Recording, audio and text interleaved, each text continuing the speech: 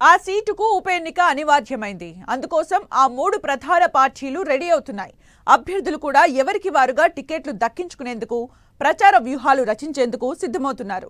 ఇలాంటి వేళ జూబ్లీహిల్స్ ఉప ఎన్నికపై టీడీపీ కన్నేసిందన్న టాక్ హాట్ టాపిక్ గా మారింది.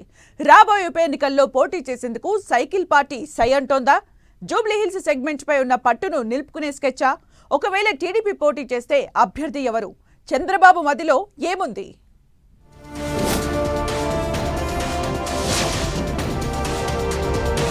వేడెక్కుతోన్న జూబ్లీహిల్స్ బైపోల్ పాలిటిక్స్. ఇంట్రెస్టింగ్ గా ప్రధాన పార్టీల ఎత్తులు పై ఎత్తులు.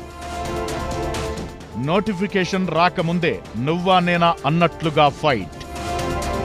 టీడీపీ జూబ్లీహిల్స్ బైపోల్ బరిలో దిగబోతోందా? ఉప ఎన్నికల్లో టీడీపీ పోటీ చేస్తే ఆ పార్టీ అభ్యర్థి ఎవరు? తెలంగాణలో జూబ్లీహిల్స్ బైపోల్ పాలిటిక్స్ ఇంట్రెస్టింగ్ గా మారాయి. ఉప ఎన్నిక జరగడానికి ఇంకా 6 నెలల సమయం ఉంది.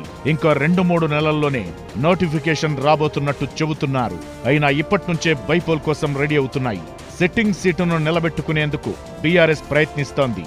బీఆర్ఎస్ నుంచి దివంగత నేత మాగంటి గోపీనాథ్ సతీమణి మాగంటి సునీత బరిలోకి దిగడం ఖాయమంటున్నారు.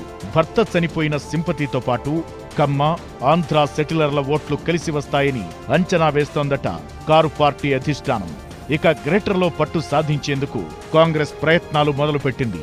ఇప్పటికే సికింద్రాబాద్ కంటోన్మెంట్ సీటును ఉప ఎన్నికల్లో కైవసం చేసుకున్న కాంగ్రెస్ ఇప్పుడు జూబ్లీహిల్స్ సీటును కూడా గెలుచుకోవాలని ప్లాన్ చేస్తోంది. ఇక బీజేపీ కూడా టీడీపీ జనసేన కూటమితో బరిలోకి దిగుతుందన్న వార్తలు వస్తున్నాయి. అందుకు తగ్గట్లే ఆ పార్టీ నుంచి గత ఎన్నికల్లో జూబ్లీహిల్స్ నుంచి పోటీ చేసిన దీపక్ రెడ్డి కేంద్ర మంత్రి కిషన్ రెడ్డితో కలిసి ఏపీ సీఎం చంద్రబాబును కలిశారు. అయితే టీడీపీనే బరిలోకి దిగే అవకాశం ఉందంటున్నారు.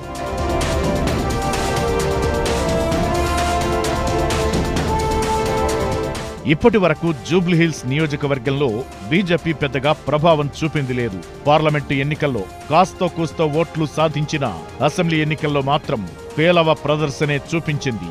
నియోజకవర్గం ఏర్పడినప్పటి నుంచి ఇప్పటిదాకా 2 సార్లు బీజేపీ పోటీ చేస్తే ఒక్కసారి కూడా 25,000 ఓట్లు దాటింది లేదు. అయితే 2014లో టీడీపీ నుంచి పోటీ చేసిన మాగంటి గోపీనాథ్ విజయం సాధించారు.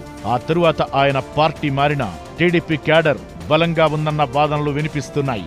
దీనికి తోడు ఈ నియోజకవర్గంలో కమ్మ, ఆంధ్ర సెటిలర్ల ప్రభావం ఎక్కువగా ఉంటుందన్న టాక్ నడుస్తోంది. దీనిని అడ్వాంటేజ్ గా తీసుకుని కూటమిలో భాగంగా టీడీపీ బరిలో నిలవాలని అనుకుంటోందట.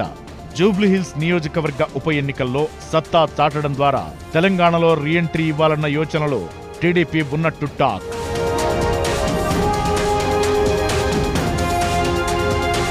అయితే టీడీపీ నుంచి ఎవరు బరిలో నిలుస్తారన్నది మరో ప్రశ్న. అయితే 2018 ఎన్నికల్లో కూకట్పల్లి నుంచి పోటీ చేసిన సుహాసినిని పోటీకి దింపాలనే ఆలోచన టీడీపీ వర్గాల్లో ఉందట. 2018 ఎన్నికల్లో కూకట్పల్లి నుంచి నందమూరి సుహాసిని పోటీ చేసి 70,563 ఓట్లను సాధించి కమ్మ సామాజిక వర్గం, ఆంధ్ర సెటిలర్ల మన్నలను పొందిందని అంటున్నారు. జూబ్లీహిల్స్ లో కూడా కమ్మ సామాజిక వర్గం, ఆంధ్ర సెటిలర్ల ఓటర్లు ఎక్కువగా ఉండటంతో నందమూరి సుహాసిని బరిలోకి దింపితే కూటమి జూబ్లీహిల్స్ లో మెరుగైన ఓట్లు సాధిస్తుందన్న భావనలో ఉందట టీడీపీ. అంతేకాకుండా టీడీపీ తెలంగాణలో రీఎంట్రీకి జూబ్లీహిల్స్ ఉప ఎన్నికను అస్త్రంగా వాడుకునేందుకు ప్లాన్ చేస్తుందట సైకిల్ పార్టీ.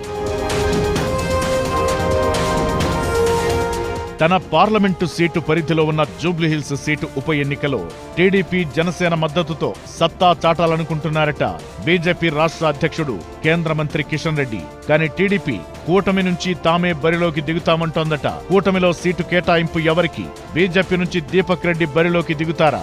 టీడీపీ నుంచి సుహాసిని పోటీ చేయబోతున్నారా అన్నది వేచి చూడాలి.